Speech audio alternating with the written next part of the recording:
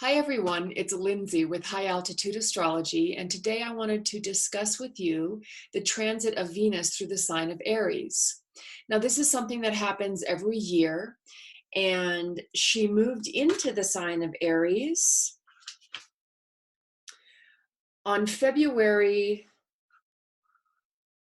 8th, and she'll stay in the sign of Aries through March 4th. So roughly a month, a little less. And what's interesting is that for the next about 7 years, every time Venus comes into the sign of Aries, it's going to join with Chiron at some point along its path. This is because Chiron will be in Aries for the next 7 years. So this is setting us up for some sort of healing around the loving Venusian nature that will be a cyclical pattern of growth over the next 7 years. But I wanted to discuss specifically the conjunction between Venus and Chiron that just occurred on February 10th. But first, I want to talk about what Venus in the sign of Aries means. So I'm reading from the Astro Reader Wheel of Astrology, and it's a fun Astro Reader wheel that you can move around and align the planets with a sign and a house, and it can help you interpret the chart. So if anybody's interested in this, this is called the Astro Reader Wheel of Astrology, and I'm sure you can find it online. It's by Gina Bastian. So back to Venus and Aries. So she writes that Venus is the energy of sociability and beauty. Its position in our charts shed light on what we offer to a partner and what we need to receive from the partner in order to feel satisfied and fulfilled in relationship. So Venus is this energy it's a feminine energy, and it's an energy of pleasure, but it's also an energy of beauty and creativity. So there's many different sort of dynamics to it. So when we have Venus in the sign of Aries, Aries is the male energy of the god of war, so he's this energy of wanting to just go for things, and has courage and has strength, maybe a bit impulsive, sort of acting before thinking, may even be a little bit easily kind of angered, but this is kind of the energy of Aries. And the Astro Reader says Aries is defined as self-affirming assertiveness, authenticity, lack of pretense, initiative, courage, and a pioneering spirit, and independent. So that is the way that Venus is attempting to express itself during this time. Now, as I said, Venus is going to be meeting up with Chiron every year for the next 7 years, and it met up on February 10th. You can see here on the chart, Chiron at 2 degrees of Aries, and Venus was at 2 degrees of Aries. This was just yesterday. Actually, I would say this morning, excuse me, in my time, Mountain Standard Time at 1 a.m. So Chiron is this different energy of the wound. It has to do with the experience of wounding that we have gone through and how it has affected our lives, and then how over time we have learned about this and then gone through some sort of awareness of it in order to begin to heal it and shift it and change it and have it no longer sort of be controlling us on a subconscious level. So the Chiron and Aries energy can be expressed in a few different ways. If you think of Aries again as this pioneering spirit and having courage and initiative, if you've got a wound around that energy, then it means that you don't necessarily feel confident expressing all of that about yourself. You know, you don't necessarily feel, you know, somewhere along the way there was a wounding to the self image or to the ability to really express the self in a spontaneous way.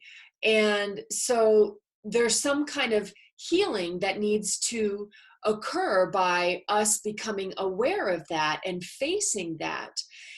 And that's what Venus and Chiron can be symbolic of, where we begin to learn about also in this conjunction, the wound around the feminine principle, because that's what Venus is about. The wound around the feminine principle related to self-asserting. And this is interesting to me because just on this day that this conjunction happened, which began yesterday on the 9th and is completing today on the 10th, the Oscars happened in the United States, which is it's a celebration of film, and it's an awards show, and a lot of different famous people or actors present. And one of the trio of presenters that they had was Sigourney Weaver, who played the woman in the Alien movies who fought the alien. Then there was the woman who plays Wonder Woman, and I'm switching to show you the trio right here. Gal Gadot, she's in the pink dress here. She plays Wonder Woman. And then the other actress is the woman who plays Captain Marvel, Brie Larson. So the three of them came out and presented at this event and said some very interesting things that I immediately, oh, look, and here's a key, which is the shape of Chiron. They call Chiron the key because if you go back and look at the symbol for it, it looks like a key. So there's some sort of, it unlocks something in our lives. You know, there's some kind of, you know, something it unlocks. So there's something useful in looking into and exploring the wounded energy, because it unlocks our energy. Because if you've got all this energy tied up in woundingness, you know, on a psychic level, that energy is not flowing, you know, it's not coming out in other ways, more productive ways.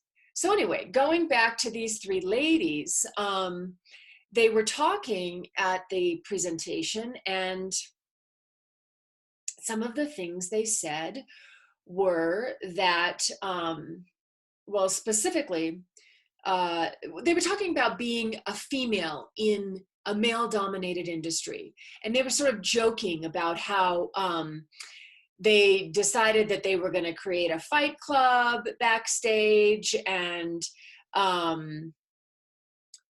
that men are invited, but just no shirts allowed. They were joking. And then they went on to say that the loser gets to answer questions from journalists on how it feels to be a woman in Hollywood. And then finally, Sigourney Weaver said, all women are superheroes. So they were sort of jokingly, but poignantly talking about being a woman in Hollywood and the challenges that they've all faced, but also trying to inspire and really share that, you know, women can do anything, you know, all women are superheroes, and that you can take that Venus, and this is how I see it relating back to the chart. But let me mention one more thing. They were also pointing out that there was a female conductor in the performance. It was the first time in the Academy Awards 92-year history that a woman conductor was leading the orchestra. So they were reflecting on how things are changing for women. And I believe this is a perfect representation of this Venus and Chiron energy that was happening on that day in Aries. You know, that there's this spirit of being courageous and taking initiative as a woman, Venus, um, and really sort of healing some of that Chiron in Aries woundedness energy in relation to the feminine principle uh, in all of our lives, you know, and these symbols, I'm speaking to them from a female perspective and referring to some other females talking about it, but really these symbols are alive in all of us. So even a man can be listening to this and hearing something about how maybe you know, their relationship to their creative expression or their relationship to the way they express their loving energy can also be being affected at this time with the Venus conjunct Chiron in Aries energy. So I also wanted to bring up the chart of Jessica Simpson, because she recently put out a book called Open Book, and it came out in the last week or so. And then just yesterday, I somehow came upon some interviews that she's been doing in the last few days with big, you know, television programs promoting her book. And again, the theme of the Chiron Venus conjunction in Aries totally came through. She, in my opinion, she is a pop star, singer, and has had a very long career. She really kind of started out in the beginning of reality television after her big career had taken off, her pop career had taken off. She was in a reality television show with her first husband. They were newlyweds, and then she's just kind of lived this life of just a lot of ups and downs and a lot of criticism from the tabloids and that type of thing around her body and around, you know, her sort of personality, because she has sort of she portrays herself sometimes as this sort of like stereotypical blonde who's not, you know, as smart as she really is. But this again was more so back in the day when she was doing the reality television show. It was kind of a persona she took on.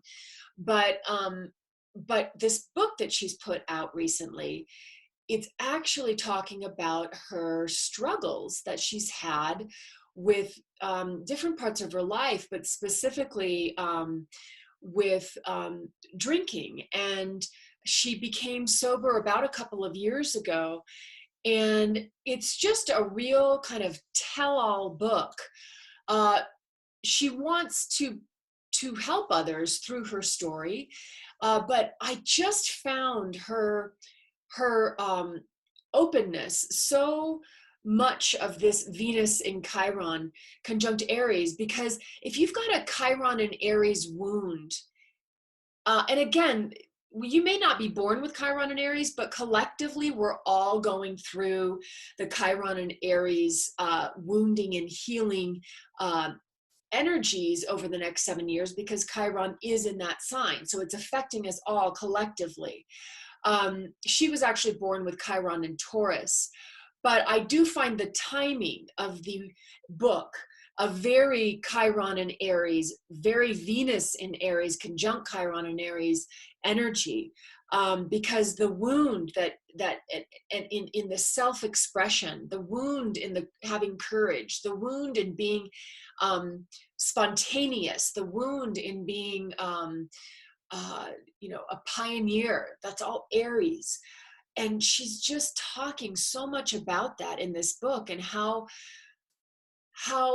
difficult it can be to be a woman in Hollywood and be, you know, so criticized, and then put that pressure on yourself to have to live up to so much. and to have to also kind of like hide it all and, you know, act like nothing's bothering you. And then in turn you end up, you know, some of us end up making choices that, I mean, she just talks about needing to numb out because, you know, she just couldn't, you know, deal with it all. So let's take a quick look at her chart. And here it is. She's born on July 10th, 1980 in Abilene, Texas. And this is at 3:11, p.m. And if you look at her chart here, she's a sun at 18 degrees of Cancer, conjunct Mercury at 20 degrees of Cancer in that ninth house, that Sagittarian ninth house, which interestingly enough is about writing and publishing. Well, the Sun conjunct Mercury is about writing, but the ninth house is about publishing. And she says something in her book about always thinking she was going to be a writer. She did a lot of journaling over her life and talked about that was really helpful for her. She also has a Cancer moon at 0 degrees. And she's got her Venus here at 16 degrees Gemini in the 8th house of Scorpio. What I find interesting about her is that she does have a love of kind of the occult, or, you know, what's hidden and not seen. She's interested in astrology. She, I believe, has maybe a grandparent in her family who was perhaps even like a tarot reader. So she's got this interesting connection to that world, even though she grew up very strict, I think it was Baptist, and that of course wasn't included in or allowed, I guess, in that faith. Let's see, this is her Venus opposite Neptune in her chart. And that to me speaks a little bit to some of her substance abuse. You know, Venus is about pleasure, and Neptune is about wanting to transcend. But sometimes when the two of them are in harsh aspects, like the opposition, you can get, you know, you can get wanting to just become quickly out of it, you know, because you don't want to feel it. You want to numb out. That's what Neptune can make us want to do in its sort of lower expression. And with the Venus there in the 8th, you know, it was probably kind of easier for her to hide that part of herself.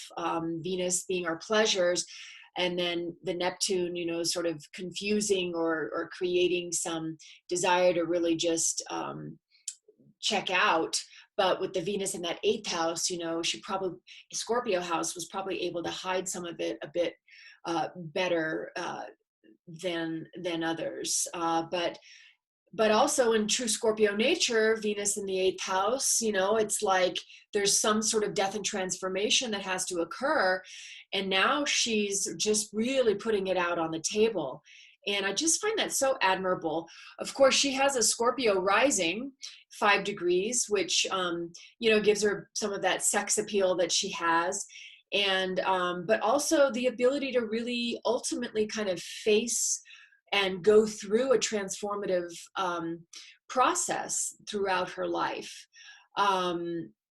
And, you know, she's got Uranus there also in Scorpio in that 1st house. And that gives her a very Uranian kind of part to her personality. So she's not just a Cancer, but she's sort of this Aquarian kind of Cancer with that Uranus in the 1st house, where she's going to come across as a little bit different and a little bit unusual, quirky, but it's also this Uranus and Scorpio. It's like ultimately wanting to elevate humanity. That's what Uranus is all about, through this scorpionic process of death and transformation. So, you know, she's a bit of an open book. Is that the name of her book? I think it is. Didn't really know I was saying that. But through that ability of hers to come across as this very direct person, in almost like a shocking way, because that's Uranus too. She can help people. She can sort of be a trailblazer, or somebody who just kind of does it her own way. And the way is through this transformative experience, not only in her life, but then sharing it with others in order to elevate the rest of us. So that's very interesting to me. She's got that Saturn in Virgo, very hard worker throughout her life. And of course, she's got the Leo midheaven, which a lot of people who are in the entertainment business, because Leo is the entertainer of the zodiac. It's ruled by the sun. The sun shines its light out and warms everybody. So Leo at the top of the chart means, because the 10th house is the midheaven, which is related to our careers and our social persona. She's got Leo there, likes to shine, likes to be seen, likes to be creative, likes to perform. So that's just a little bit about her chart, but I wanted to I know what else I wanted to talk about regarding her chart, and why right now she's coming out with this tell-all book. And she's got a lot of money. Like, she had had a clothing line that made like almost like $1 billion or something crazy like that. So I don't feel like this book is really about making money for her. I really think it's about, probably a therapeutic process for her, and a creative process for her, with that Sun conjunct Mercury in that 9th house of publishing and writing and wanting to share a message, but I think that a lot of what this is about for her was because she went through a cathartic experience and wanted to get that out there, for others, to help others. And what happened was Pluto, you can see it down here in the red, transiting. Right now it's at 23 degrees of Capricorn. And remember, she's a Cancer. So Pluto was opposing her sun from February of 2018. So Pluto was opposing her sun from February of 2017 through October of 2018. And what she said in her book was that I believe it was October of 2018, is when she stopped drinking. And she had been, it sounds like, just her drinking had increased over the years. And, she was getting up in the morning and needing to drink so that she didn't have the shakes. And so I believe what happened during this time of Pluto going back and forth, opposition to that sun, it just basically brought up all of the stuff that was suppressed, and all of the ways that she was acting out, that through the drinking, and that was, because that's what Pluto's all about. Pluto is about our power, but it's also about what lives below in our unconscious. So it's related to psychological transformation. And what happens with powerful Pluto transits, like to the sun, because Pluto moves so slowly throughout the solar system, some people will never experience it in an opposition. Most people will never experience it in an opposition to the sun, because it takes like over 200 years to go around the solar system. So she was going through a once in a lifetime transit of Pluto opposing her sun, and it was causing all of the stuff in the unconscious to start to bubble up. And she was being, forced to look at it ultimately. And she talks about, in her book, having been basically sexually molested by a childhood female friend growing up, and how, she didn't really know what to do about it, and how it kind of went on for a length of time as a result, and how that affected her. And I mean, this Pluto just really, really opened her up, and it excavates, and it goes in there, and it just clears out what's below, hidden, that we're not facing. So that's what happened. And then after that time, she ended up going to therapy and getting sober, and now ultimately has come out the other side of it transformed, and she's written a book about it. And now she's, let's go back to the Sun conjunct Chiron in Aries. Now she's written this book, and she's like this feminine healer, sharing about self-valuing ourselves and self-worth and having confidence. And she talks about how her clothing line is made for all sizes of women, because that's what women are, and I just think it's the perfect timing for her to be coming out with this book during this Venus conjunct Chiron in Aries time, because she's really gone through her own personal transformation and healing, and now she's able to share that with others as well. All right, I think that's everything I wanted to share at this time about Venus in Chiron, conjunct Chiron in Aries. If you have anything to share about it, please do so in the comments below. Like I said, this is going to be a conjunction that happens over the next 7 years, every year. So there's going to be more and more, I would say, stories and examples and experiences ourselves of really learning about what the